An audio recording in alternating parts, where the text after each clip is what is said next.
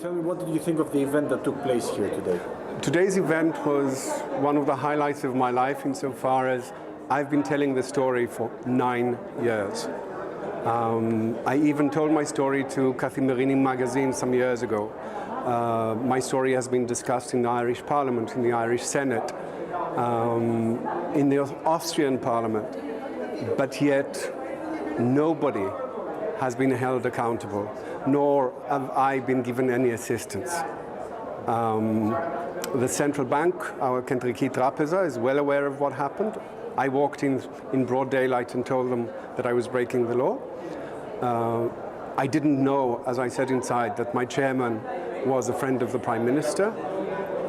Here am I, 9 years later, with no employment and nothing left of my possessions for the simple crime of obeying the law.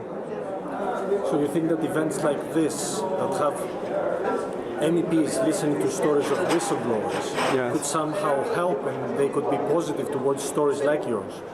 Definitely. I think people need to realize that literally people have gotten away with murder. When you hear about the suicide rates in places like Greece, when you hear about the fact that something like 10% of Greek population goes to bed starving, this didn't happen because of an earthquake. It happened because people in key positions did not do their job, either by neglect or by criminal conduct, deliberate conduct. And nobody has been held to account. Every bank in Greece has at least one risk manager. In some large retail banks, you might have 50 people working in risk. Who signed off those loans? And since this event is happening at the European Parliament and you are here, and it is a great pleasure of ours that you're here. Thank you. What would be your message or request from the European Parliament and the MEPs if they could do something for you, not only specifically, but people like you, whistleblowers in general? Well, I think for all of us, the most important thing is to live our lives with dignity. And the dignity has been taken away from millions of people throughout the European Union because they can barely feed their children. They can barely feed their children because other people have made billions and gotten away with it. And the people who allowed them to get away with it are the regulators and the politicians. In many countries, there have been public inquiries, parliamentary inquiries into the crimes of the banks. I believe you've had one in the Voulis in Syntagma. How many bankers have you got in prison? So what do you think of the event that took place today here?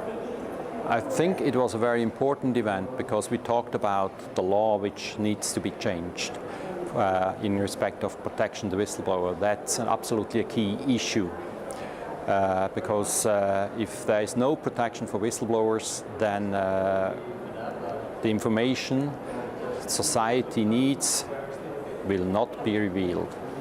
I mean, you're talking about tax evasion, tax fraud, terrorist financing, corruption, even money laundering, and even issues, for instance, in a hospital where doctors abuse their power or their work, they just go for the money. So the protection of a whistleblower is absolutely key to make society a better our society a better place. And you are at the European Parliament today. You met a lot of MEPs. They were together with you at the panel and all of that. What do you ask as a whistleblower from the Euro Parliament in one phrase, if there was one demand?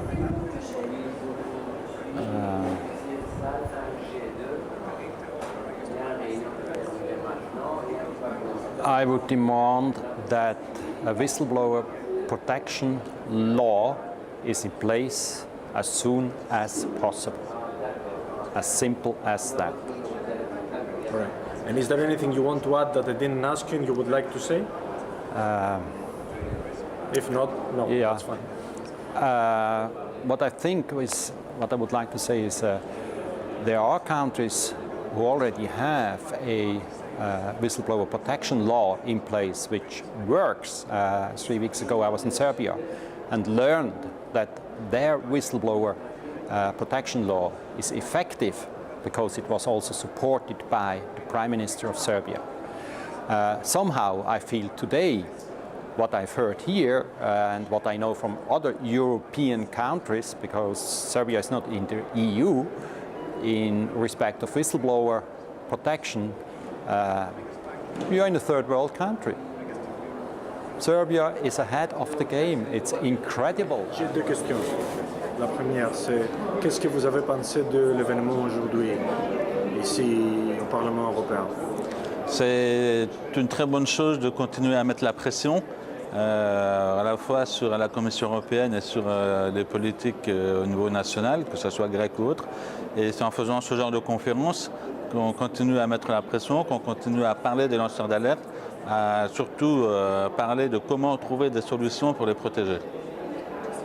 Et vous, comme un lanceur d'alerte aussi, et quel est votre message pour le Parlement européen, comme vous êtes ici?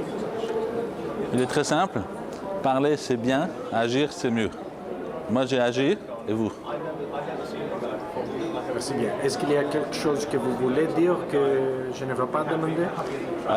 Si au Parlement européen ou tous les citoyens grecs européens veulent m'aider, veulent me soutenir, ils peuvent aller sur alpraf.com, alpraf.com en anglais. Chacun peut faire un don, chacun peut signer la pétition et pour continuer le combat. Merci bien.